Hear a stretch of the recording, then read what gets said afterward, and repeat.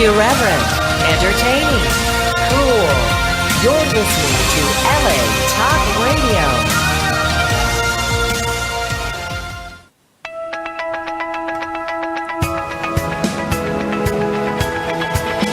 You're listening to Peace Fund Radio with Ethan Dettenmaier and Adrian Paul, right here on LA Talk Radio.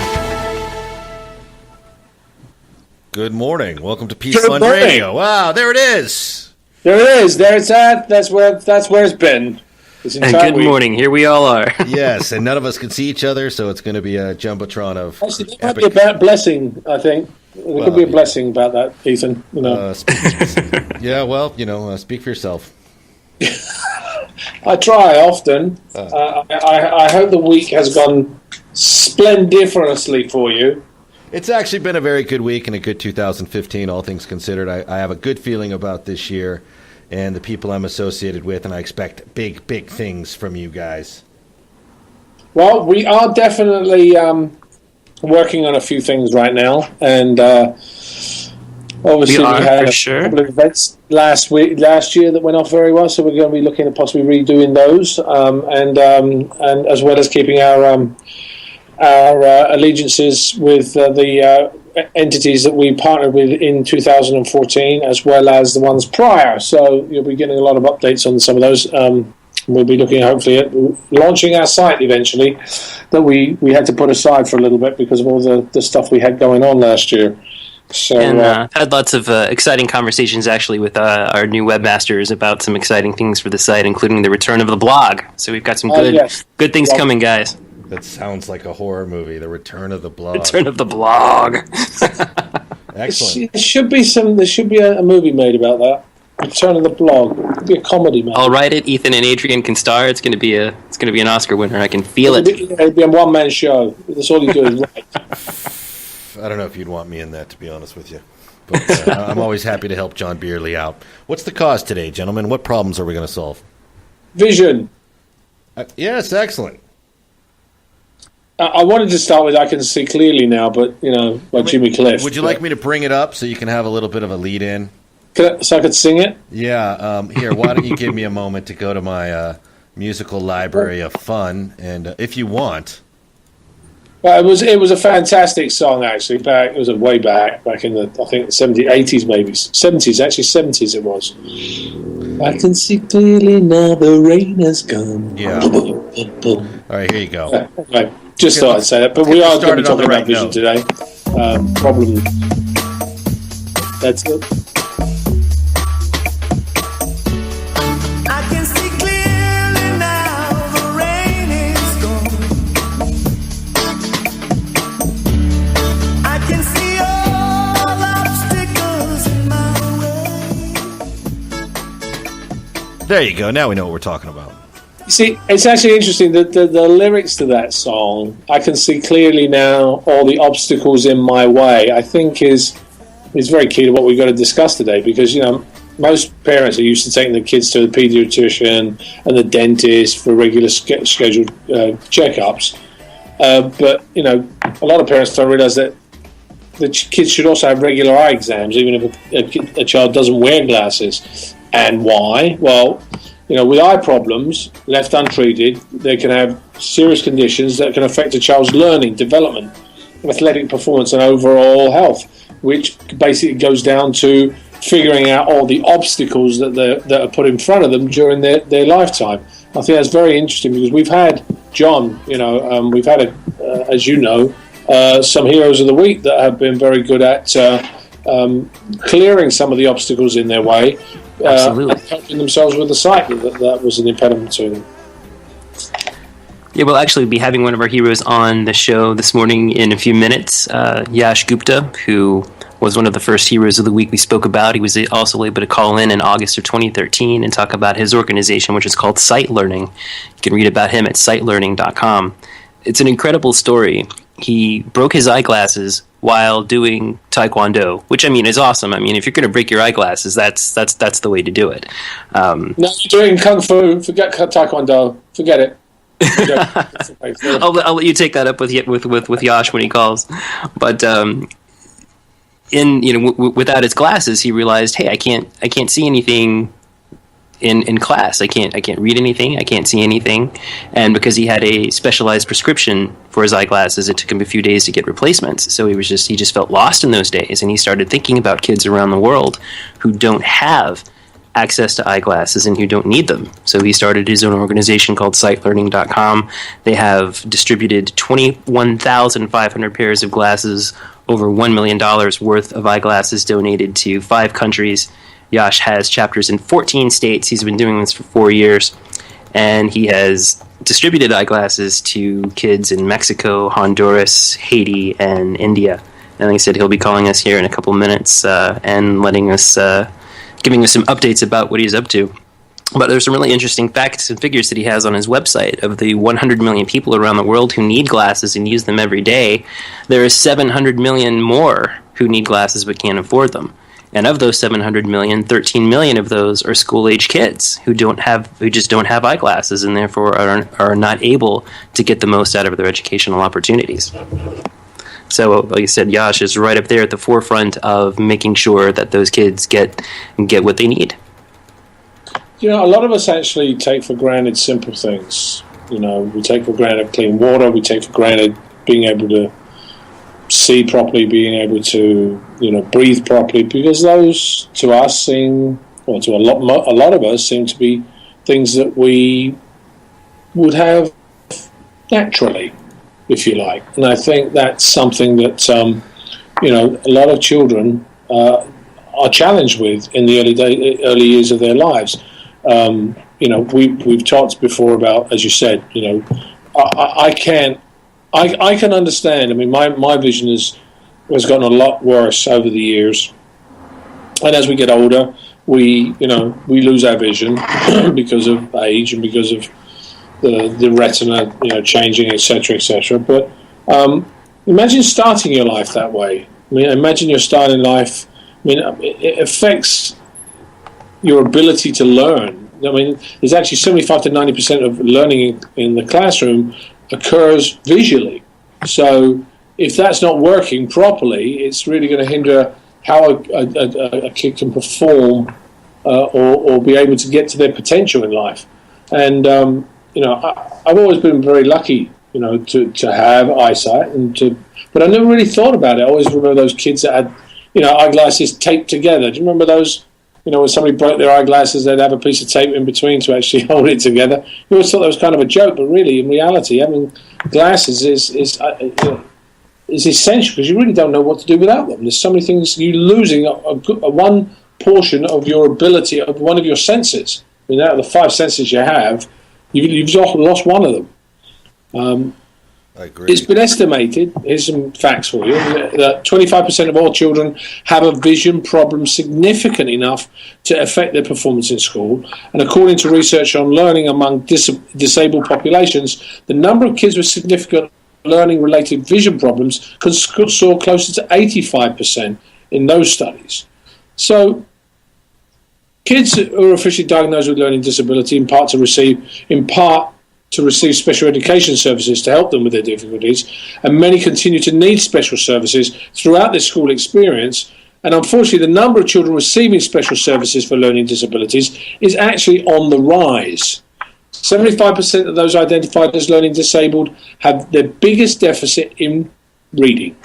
Simple enough, reading. Now, we talked before about, how we write and how that's kind of going out the window because of the computers and the tabs and your phones, etc. But imagine if you weren't able to read your phone. Imagine if you weren't able to look at your computer and go on there and find out all the information that there is out there. Out of the children who are reading disabled, 80% of them have difficulties with one or more basic visual skills.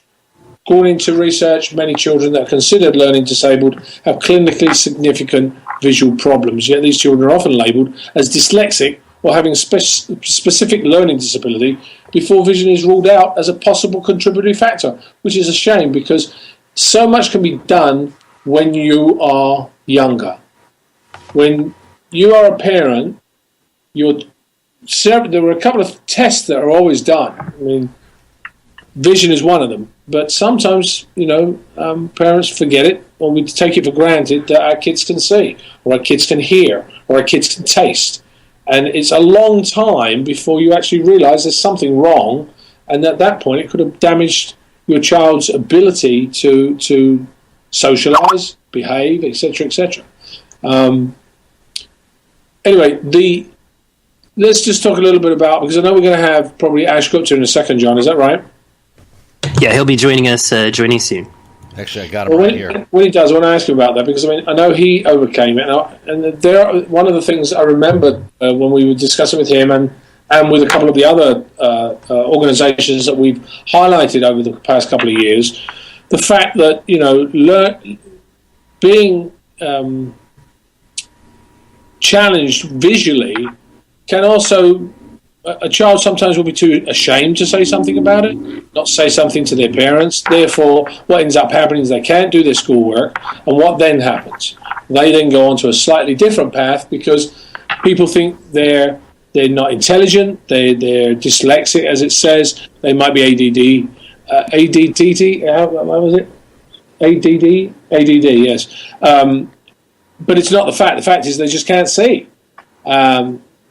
It's actually interesting because when a child has difficulty focusing or cannot see things clearly, the learning and attention can suffer. And the American Optometric Association estimates that 60% of learning disabilities are associated basically with vision problems. So, as an aside, that's why when a child is suspected of having, as I mentioned, ADD or ADHD or any other learning disorder, they should be referred for a comprehensive eye exam before you go and send them to those organisations for testing, because it might be a very simple fix, in a sense, rather than trying to create something that's not really there. So as parents, we should be very aware of those things. John, anybody in your family have glasses? Do you ever have a... Actually, I think, Yash, are you with us? Yes, I am. Yes, good morning, Yash. Yes, Yash Gupta, welcome once again to Peace Fund Radio, winner of the Presidential Volunteer Service Award from President Obama, one of President Bush's Daily Points of Light, a CNN hero, 3-Dash Global Teen Leader, among many other amazing awards you have won for your incredible service. How are you doing this morning, Yash? I'm doing great. Thank you so much for having me again. Thank you for coming back, and congratulations also on your recent Nickelodeon Halo Award. That was fantastic. It was really a great thrill for all of us to see you, to see you on television accepting that award with some of our other previous Peace Fund heroes like Lulu Cerrone, Nicholas Lowinger. It was really exciting to see you up there. Yeah, it was such an exciting experience, and I was just really thankful to be a part of it. Absolutely, absolutely. Now, Yash, we were talking earlier in the show about sight learning, your site at sightlearning.com, and how it all got started. Once you made the decision that you wanted to help bring eyeglasses to kids in need them, how did you get started? What was your first step there? Sure. So really the first step for me was going out there and contacting local optometrists to try to get them on board and try to get their support. And so I went locally in my hometown of Irvine, and I went to optometrists door to door and letting them know what my mission was with sight learning and what I wanted to accomplish. And so along those lines, I also made flyers, started designing a website, and kind of started putting together a package to kind of sell sight learning and really establish our mission, what we were trying to accomplish. Now, you've been to, you have distributed glasses to Mexico, Honduras, India. Of those countries, which ones have you actually been able to visit? So I've been able to visit myself, Mexico and India, and that's just been a really, really special and really informative and inspiring experience for me. Ash, this is Adrian here. What sort of issues do you see when you go to these places? What's the main thing that you think is something that could be addressed? Sure. Yeah. So I think one of the main things that can be addressed is the fact that a lot of people don't necessarily know that they need glasses or that they don't need glasses, because when your eyes are weak, when your eyes are, when you can't see properly, this is something that happened to me as well when I was younger, is you're just kind of used to. You just feel like, okay, because you don't know any better. And so if you can't see the whiteboard, you try to adjust and you try to fix it yourself or whatever the case may be. But in reality, until a doctor, until a volunteer comes to you and tells you, take an eye exam, and then you find out that you actually have weak eyes, you need glasses. Until that point, a lot of these students don't even know what their issue is, what they're dealing with.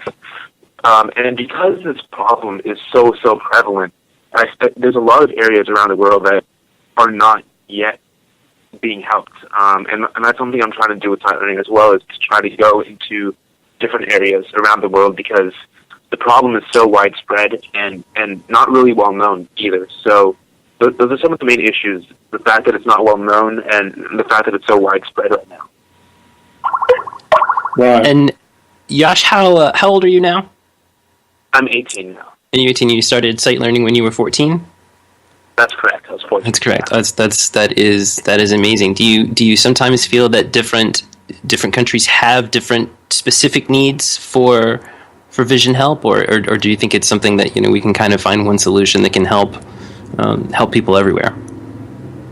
So far, it's been pretty much one solution, because we are focusing. We have a pretty good plan in place of going there and fitting them the glasses and giving them a comprehensive eye exam. But I mean, obviously there is a little bit of difference, because in terms of language barriers and things like that. When I go to Mexico, I mean, I know a little bit of Spanish, but not so much. When I go back home to India, I do know the language, so it's a little bit easier. So it varies in terms of some of the logistic things like that, but in terms of the actual way we're distributing the glasses and in terms of how we actually fit the glasses, it's pretty similar. Let me ask you another question, Ash. This is Adrian again. Obviously, when a kid or a child receives eyeglasses, they're going to have one pair of eyeglasses. How do you actually, you're distributing the eyeglasses, is there a follow-up that you use to actually ensure that they will continue? Is there information you give them about eyeglasses so that they know that they should go and have their eyes tested again? Because obviously, as you know, eyes change as you get older, glasses wear out, they break, etc., etc. Is there anything in that nature that you were able to achieve? Sure. Yeah. So the way we do that, so when we go, we have our optometrists and our eye exam tools and things like that. And so we'll give them a pair of glasses that's as close to the actual prescription as possible. And we'll let them know that there will be a point. I mean, this happened for me too. As you get older, as you mentioned, their power gets stronger.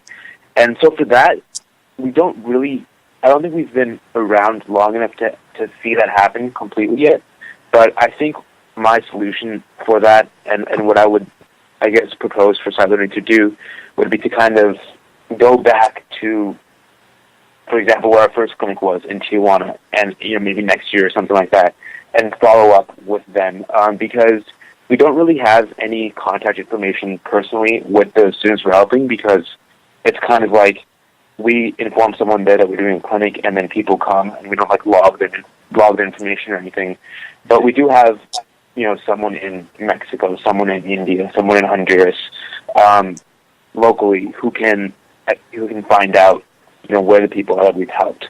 And so what I would really say would be to kind of follow up with them by going back and just doing another eye exam, because eyes do change, and if they don't change, it's just something that, sometimes they need a new pair of glasses because the other one's broke or whatever the case may be. Is there a stigma for kids wearing glasses? I mean, obviously, wearing glasses, people think you're weaker or something. Do you find that there's some kids that don't want to wear glasses just because it might make them look funny or seem different than other kids? Sorry, I didn't catch that. Could you repeat that?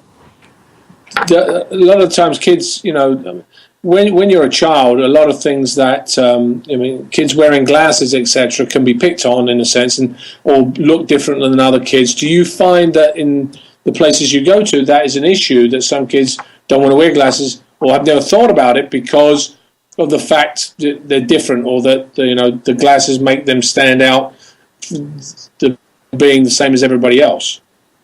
Oh, sure. Yeah, definitely. So actually, one of our first clinic trips to Tijuana, there was a child who needed glasses. We determined that we had measured his power and things like that. And when he got a pair of glasses, the other students, the other kids in the clinic started just like making fun of him, teasing him a little bit, and so he was a little disappointed. But at that point, that's when I think my personal connection really comes into play. Where I talk about how I have glasses and they can see that I'm wearing glasses. Actually, a lot of the volunteers and stuff tend to have glasses or have a connection to glasses. And so it's really just about letting them know that, having glasses opens up so many doors for them that in the end, no matter how much people might tease you or how much people might think you're different, it's really a great benefit in terms of, things you can accomplish in the classroom, things you could accomplish on the sports field, or whatever the case may be. Mm-hmm. No. Go ahead, John, sorry. I was going to say, Yash, we know that you're calling this morning before you head to class. Where and what are you studying right now? Sure, yeah. So I'm at the University of Southern California, USC, and I'm studying business. That's fantastic. Have your business studies informed in any way at all the way you've approached, how you're running site learning, or is it, giving you any ideas of how you can keep pushing it forward in the years to come? Yeah, sure, definitely. I think with business, as with running a nonprofit, it's really about, getting your message across and really appealing to as many people as you can. And so, I've really learned a lot about marketing and using social media and things like that to really get the word out there and to really, really expand. And I think over the past year, we've been able to do that. And, we're really looking forward to keep on growing and keep on, helping more people because the problem is so big. And it's going to take a while, but I feel like we can make a big impact. So, yes, where do you, if people are listening, where can they donate their glasses? Obviously, what type of eyeglasses do you get? Where do people actually send them in? How does it work for you? Sure. So you can send, we accept reading glasses, sunglasses, and just normal glasses. And so you can mail them to us. Our address is 1 League, number 60715, Irvine, California, 92602. And if you didn't catch that, you can visit our website at www.fightlearning.com, and all the information will be on there. And from there, we're able to sort out the glasses and able to, take them with us on a clinic trip and help a child in need. So, what are you? Where do you get most of where do your glasses come from mostly? Do they come from private individuals? Do they come from companies that have donated, some overages in their manufacture? Where does it come from? Yeah, so it's actually transitioning a lot. So it when we were first starting, it was really more of an individual basis, or individual donors were just donating to us in large numbers, which is still the case, but now, actually, a large number of donations do come from corporations, or we're trying to contact schools and businesses to do company-wide drives, and that's a big help for us in terms of getting a lot of glasses in a short period of time from a lot of people. Right. What's your biggest challenge at the moment? Challenge? Well, I think naturally it's just trying to find a balance, being in school, trying to get my degree and running site learning, and being involved in a bunch of other things at school as well. But I think, it's something that I've tried to make as sustainable as possible. And I'm only an hour away from home, so I can go home and take care of things and sort classes when I'm there. And so it is a challenge, but I think with the right motivation and the right passion for it, it's definitely something that's doable. And so it's definitely tough, and at times it is definitely hard to find the time and sometimes the inspiration to do it. But looking back at all we've accomplished, it just kind of inspires me to keep on going. Right.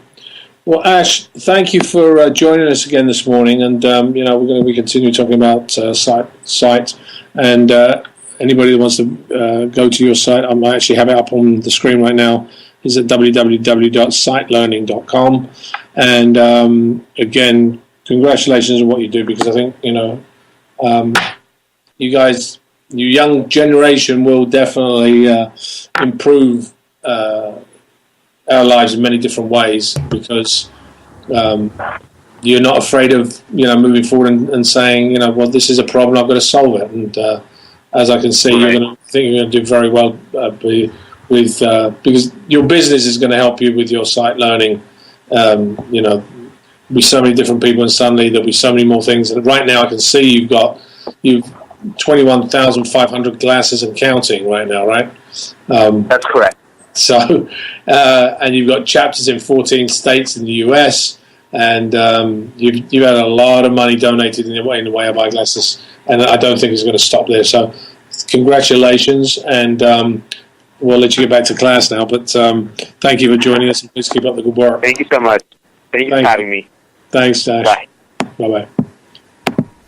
I actually want to put a little challenge out to our listeners at the moment. I'm going to ask you guys some stuff about some statements about eyes, because I think a lot of the time we don't know what the answers. We hear things. Are they myth? Are they urban legend? Are they true? Whatever. So here, how true are these statements? 1, sitting too close to the TV is bad for the eyes. Now, I'm not going to give you the answers right now. We'll do it in a little bit. 2, if you eat carrots, will they improve your vision? 3, reading in poor light will hurt your eyes. 4, if you cross your eyes, they'll get stuck like that. Now, how many times have we been told that one? A lot. Yeah, a lot exactly. for sure. Exactly. 5, children outgrow crossed eyes. Right? And the last one, if parents have poor eyesight, their kids will inherit that trait. So there's some little things to think about in the next few minutes. Sitting too close to the TV is bad for your eyes. If you eat carrots, will they improve your vision? Reading in poor light will hurt your eyes. If you cross your eyes, they'll get stuck like that. Children outgrow crossed eyes. And if your parents have poor eyesight, their kids will inherit that trait. Are those myths, or are there truths to that? All right, so let's get back. I'll get back to that in a very short period, because I think it'd be kind of fun for people to have a look at some of those things, because sometimes some of the things we actually hear are not necessarily the truth, or they are true and we never really thought about them. So let's go back to what we were talking about before, because as Ash was talking about, we're talking about learning. Eye problems can also affect development. It can also affect a child's physical and neurological development, as well as its ability to learn. For example, eye muscle imbalances, they're basically called strabismus, or commonly crossed eyes or wandering eyes, can lead to amblyopia, which is lazy eye, in which the brain suppresses vision from one eye to avoid seeing double. This can lead to permanent vision loss if untreated. Eye problems can also affect physical abilities and athletic performance. Vision irregularities or eye muscle imbalances can affect depth perception, leading to clumsiness, tripping, and poor hand-eye coordination. Just some pointers for your children, just to think of when you watch them doing things. While these are very rare, children sometimes can experience more serious eye conditions such as cancerous tumors or congenital glaucoma, retinal disease, etc., etc. And these can cause blindness and even be life-threatening. I'm going to put some facts to you, because we love facts on this show, because where would we be without facts? 25% of students in grade K6 have visual problems that are serious enough to impede learning. That's by the American Public Health Association. Vision disorders are the most common disability among all American school children. Study of inner city youths found that poor vision is related to academic and behavioral problems among at-risk children. School vision screenings only detect about 20 to 30% of all eye problems, so might be a good idea to even out that 70 to 80% and get them checked yourselves if you can. Approximately 90% of visually impaired people live in developing countries. Globally, an estimated 19 million children are visually impaired. Of these, 12 million children are visually impaired due to refractive errors, a condition that could be easily diagnosed and corrected. 1.4 million are irreversibly blind for the rest of their lives. The facts go on. In one study, 70% of juvenile delinquents had a vision problem. As I said before, the issues don't just relate to not being able to see, they relate to behavioural problems in our children because they're too ashamed to say anything, or they don't want to say anything to their parents, to their friends, that they can't see. There's no shame in that, but a lot of the time... And it's too, and it compounds too, because you think about some of the countries that Yash has been to, India or Honduras or Mexico, or places where you have poverty, and places where you have the kids don't always have the best educational opportunities. If they don't have those opportunities, we've heard the horror stories on the show of what happens to some of these kids who end up living on the streets. And it's amazing to me that someone like Yash can say, okay, I'm going to do something about this, and 21,500 pairs of glasses later, that's 21,500 kids who now have educational opportunities and a future that they otherwise might not have had if not for that pair of glasses. And it's just amazing to me what something as small as a pair of glasses can do to totally change the course of a child's life. Well, let's be honest, a lot of the time it's financial. I mean, when you Absolutely. look at the numbers, uninsured children are 3 times as likely to go without eyeglasses when they need them, and 24% of children who need follow-up care were basically unable to obtain it because they've got limited financial resources. So, I mean, what Ash does is very essential to a lot of things. There is another organisation that I was actually I want to say associated with. I was given the honour to actually go and look at was Kids Vision for Life, which was launched in 2008 by Essilor Vision Foundation, a Dallas-based 501c3 public charity. Their mission, it's simple. They want to eliminate poor vision and the consequences. They have a cost-effective approach for removing poor vision as a barrier to children's learning. They have Kid Vision for Life partners. They partners with the administration and school and the school. It nurses to ensure completion of vision screenings for selected grades, and then schedules exam days. Now, what they also do, which is kind of cool, they have mobile clinics that go to different schools. So you should check them out, www.kidsvisionforlife.org, because these screenings are important. The target population for screenings and vision exams in children between 5 to 12 years old that have no vision insurance and whose family income is below the federal poverty line, that's what they're targeting. So they are a new organisation for the past 6 years now that have been, moving forward in the same way that Ash is moving forward in trying to help our kids see better. All right, so let's go back to what we were talking about before a little bit, about the myths. Ethan, yes. I'm going to ask you too. Is sitting too close to the TV bad for your eyes? Well, I'd always heard that. Would you say it's true, or is it false? Well, I'd have to. I wouldn't be able to. From a Vegas perspective, I'm not sure what to say because I didn't hear it from an optometrist. But John, what's your feeling about it? Do you think sitting too close to TV will be? It can't be good for your eyes. My guess would be yes, it is. It's That'd bad be my to guess. sit too close to the TV. Okay, so although parents have been saying this ever since TV first found their way into their homes, there's no evidence that plunking down right in front of the TV set damages someone's eyes. The American Academy of Ophthalmology says that kids can actually focus up close without eye strain better than adults, so they can often develop the habit of sitting right in front of the TV or holding reading material close to their eyes. Now I watch my kid do that all the time. I keep pulling him away from it. But if a kid does sit too close to a TV, it may be a sign of nearsightedness. Interesting myth, interesting fact. Here's the other one. Carrots. Will they improve your vision? John, what do you think? I've always heard it, so I'm going to assume that there is some truth to it. If so, I'm in trouble because I'm not the biggest carrot guy in the world. That's okay. That's okay. What about you, Ethan? Are you a carroter? No, I don't eat enough carrots, I'm afraid. But you seem pretty well. Who does really? My kids do actually. They eat a lot of carrots. Doesn't mean they see a lot. But anyway, while it's true that carrots carry beta carotene or beta carotene, depending on where you come from, and a source of vitamin A, which are both essential nutrients, eating carrots will not improve your eyesight, regardless how many you eat. They are, however, an essential part to a healthy diet. So here's two myths that we've just basically dispelled. Let me do that. Okay, here's a third one. Reading in poor light will hurt your eyes. You guys want to comment on that one? I'm going to say yes.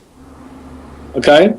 I'm going to say no based on experience on a lifetime of reading a lot and not always reading in the best light, just reading in whatever I had. So I'm going to go out on a limb. I'm going to say no on this one. It won't. Okay, well, that's interesting because before the invention of the electric light, most nighttime reading and other work was done by dim candlelight or gaslight. Reading in dim light today won't harm your eyes any more than it did our ancestors' eyes, or any more than taking a photograph in dim light will damage a camera. Wow. I didn't know that one. I actually would have said yes. I would have agreed with Ethan on this one, possibly. All right, let's have we got a couple left. If you cross your eyes, they'll get stuck like that. How many times did you hear your parents tell you that one? Quite a few. Well, this one, it's no. Children do not. Muscle eyes are meant to allow us to move our eyes in many different directions, looking left, right, up, or down. Will not force the eyes to stay permanently crossed. Crossed eyes result from disease, from uncorrected refractive error, or from muscle or nerve damage, not from forcing the eyes into that position. So we'll dispel that myth as well. Actually, we could be called Peace Fun Radio Mythbusters. Yes. Well, that show's already been done, I think. All right. Next one. Ethan, what do you think about this one? Children outgrow crossed eyes. Don't they? Do they outgrow crossed eyes? I would say yes. John? I think it has to do. I think with. I think that's a deeper issue that has something to do with more the misalignment. So I'm gonna guess no. Oh well, John, you are correct.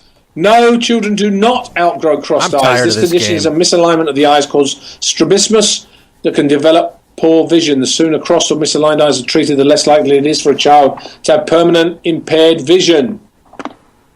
Which brings up another point that Adrian made earlier. I think it's just so important to just pay attention to what your kids do. If you notice that they are sitting too close to the television, maybe that is a sign of nearsightedness. There are lots of little signs and things to look out for. Correct. Now here's one I'd never even thought about before. What do you guys think if parents have poor eyesight? Will their kids inherit that trait? Do you think it is in the genes? I think so. My guess would be yes. Yours would be yes. What about you, Ethan? It could be. I don't know. Well, you're going to have a yes or no. This is part of the game here. I need to. At the moment, John is ahead on points, I think. I'm ready to protest this game, to be honest with you. I'm ready to protest this game. I've gotten every answer wrong. So, Of course you are. This is a very hard game for me to master. But I would say it could be. Yeah, I would say yes. There's that probably genetics. You're both right. Unfortunately, this is sometimes true. If you need glasses for good vision or have developed an eye condition such as cataracts, your kids might inherit that same trait. This is why, ladies and gentlemen, eye exams for your kids is important. All these things that we just discussed is very important. Why do they need them? You've got to reschedule eye exams because you get lulled into a false sense of security, because if your kid passed a vision screening at one point, you think, okay, well, they're going to pass it again. But, even though sometimes medically trained personnel are there to do these screenings, some of them fail to identify 1 in 3 cases that a kid may have an issue. That means if your child has an eye or vision problem, there's a 33% chance that a routine screening won't even notice it. So how's that possible? Well, there's a difference between a quick screening and a comprehensive eye exam. These screenings are quick, while eye exams are comprehensive. A screening lasts 3 to 5 minutes. There's a limit to what you can do in such a short time. By contrast, a comprehensive eye exam lasts 30 to 60 minutes and is much more thorough. Screenings are just that, screenings. They're intended to catch patients with obvious symptoms and refer them for further assessment. By contrast, eye exams are diagnostic. They provide a complete assessment of vision and eye health, identifying any problems and the proper course of treatment or evaluation. So I think what we've learnt this morning is there are a lot of issues that come up with kids, but the simple thing is catch it early and try and screen your kids. I mean, if your kids are having problems at school, keeping attention on the page, it might not be that they're ADD. It might be that they can't see and they don't want to say anything about it. So, do you know when the 2020? I always wondered about this 2020. When somebody says your eyes are 2020, that's actually that only measures what you can see far away, not up close. Really? Yeah, only far away. And I always wondered about it. Oh, I got 20/20 vision, but the ability of up close, like in books or computers, it doesn't even test the ability of the eyes and brain to work together in processing visual information. So it's a misnomer in a sense. So having your kids' eye checked, always 20/20, might not be the best thing for you. There's another one here. I mean, I could go on. There's lots of stuff about vision screenings, etc., etc. I just want to actually give another shout out to a couple of organisations. I did mention Kids Vision for Life, who are dealing with this issue. Lions Club International, Sight First, www. That was 4 of them anyway. LCIF, as in Fred. .org. It's the largest civil society effort to prevent and cure blinding disease and rehabilitate people who are irreversibly visually impaired or blind. Is the Sight First program of the International Association of the Lions Club, basically called Lions. Among others, this program supports the largest initiative to develop child eye care centres. So please check them out because they are doing a lot of very good stuff. They've been around since 2004. They've got networks in a lot of countries, 35 countries, for the preservation and restoration and rehabilitation of sight in children. John, do we have any updates before I do this? I know we are gradually sneaking closer to that time when we finish the show. We are again, I mentioned at the top of the show that Yash Gupta was one of the Nickelodeon Halo Award winners. You can go to nick.com/Halo and check out those award winners. And originally when those awards were announced, I thought, oh, great, this will be a resource where I can find, discover some more potential heroes of the week. But three of the 5 kids that they honored were previous Peace Fund heroes of the week, which made me really excited just to know that these kids are getting recognition for what they're doing. And also this week, the 3.Dash organization, which is operated by the We Are Family Foundation, released their 2015 list of global teen leaders who are going to be meeting in New York City for their yearly Global Teen Leader Summit. You can go to 3.dash.org and check out those nominees. It's an incredible batch of kids, including Amit Dodani, who came into the studio and was a guest on Peace Fund Radio. He has an organization called My Name, My Story.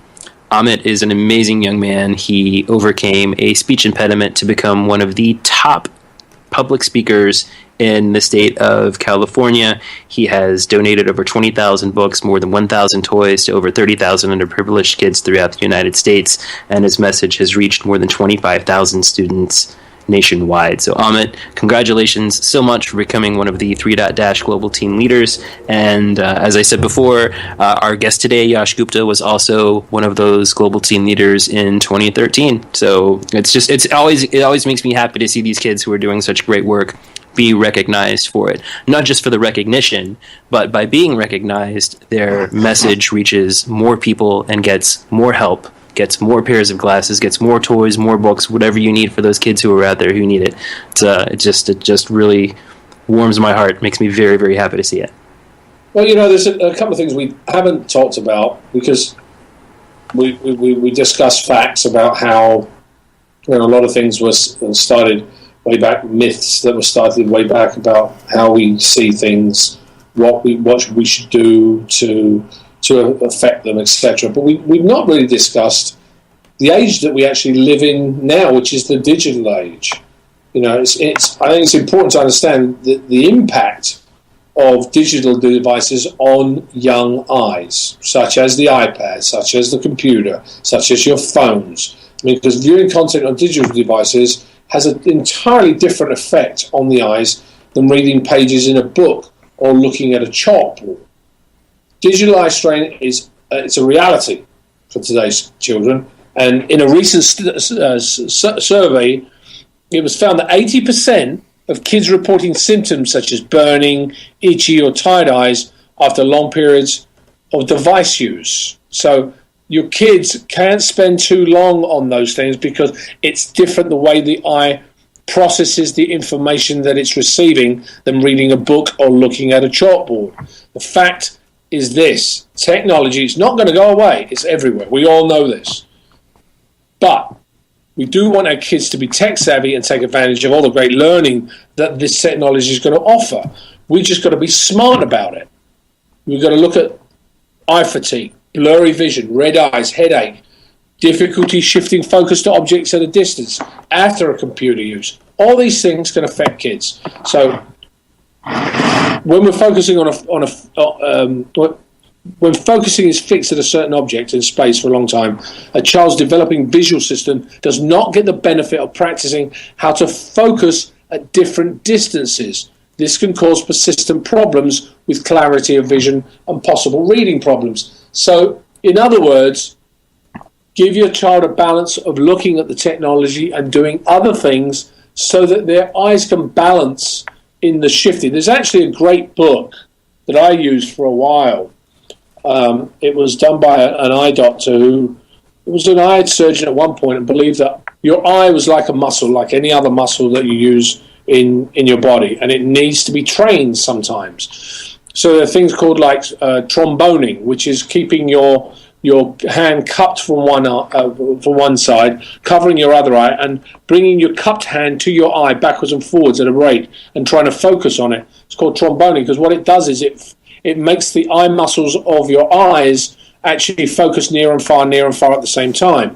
There is another one that we used to do where you actually had to focus on an object and try and bring the two, because when you look at something close, you're trying to focus it. It brings, if you try and put two fingers together, you'll look at two fingers, but if you look from side to side, it'll change the focus of the fingers.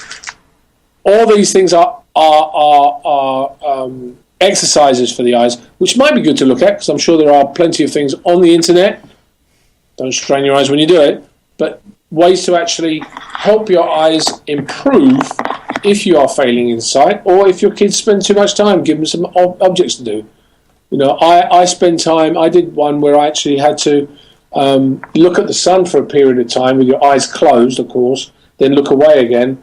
It's a way of sunbathing your eyes. And the interesting thing about blinking, it's another thing. If you blink constantly, it relaxes the muscles of the eyes that have been stressed for a while. So if you literally blink 50 times and then look away and blink again, it's actually doing a lot of things that you wouldn't expect it to be doing, which is relaxing all the strained eye muscles that you've been using when you've been reading or doing some strenuous eye exercise. Looking, I would say. Anyway, I think we're going to be ending the show pretty quickly right now. John, do you have anything else to say before we close up?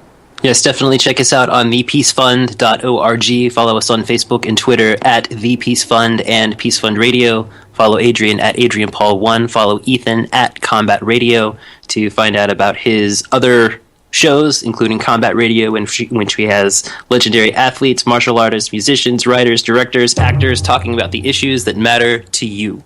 Thank you. And Ethan, you do you have any announcements you'd like to make at the moment? Well, I'll be making a charitable appearance in support of the Make the World a Better Place Foundation March 7th and 8th at Tulare Sci-Fi Con, which is 90 minutes north of Los Angeles, and was an epic, very, very down-to-earth, probably the best convention experience I've had, and very successful. The town of Tulare and the Central Valley really supports it, and I'll be taking a lot of our combat radio favorites, such as Disney Imagineer Terry Hardin, and a lot of the actors and personalities from the show to do a live broadcast from it over 2 days. And the convention is pretty epic, March 7th to March 8th, Tulare Sci-Fi Con for charity. Okay, fabulous. Thank you. Well, good luck with that. I actually might even join you there at some point. We've been discussing that. You should, actually. You know what? Right, You would really like it, because here's what I'll say about it in closing. The community really is thrilled that people come to their area and get involved with them. So there was a 3-mile line to get into this thing last year, so I'm really looking forward to it. Well, Ethan, I look forward to chatting more about it. Ladies and gentlemen, thank you very much for joining us today. Thank you to Bev Shahara for bringing us a lot of the information and the facts. To all of you who work on the Peace Fund Radio, to all of you who donated to the Peace Fund, you can again check us out, www.thepeacefund.org, and find out what we're doing, when we're doing it, how we're doing it. This is Adrian, Paul, and Ethan Dettenmaier. We will see you next week. And in closing, the last quote would be very simple from Helen Keller. Of all the senses, sight must be the most delightful. See you soon.